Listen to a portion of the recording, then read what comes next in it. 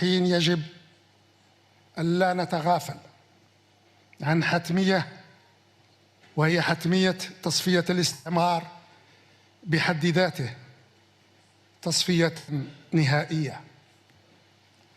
ولشقائنا في آخر مستعمرة في إفريقيا الصحراء الغربية أصدق عبر التضامن والدعم، وهم يتمسكون بإحقاق حقهم الشرعي والمشروع في تقرير المصير على النحو الذي أكدته ولا تزال تؤكده الشرعية الدولية والعقيدة الأممية في مجال تصفية الاستعمار.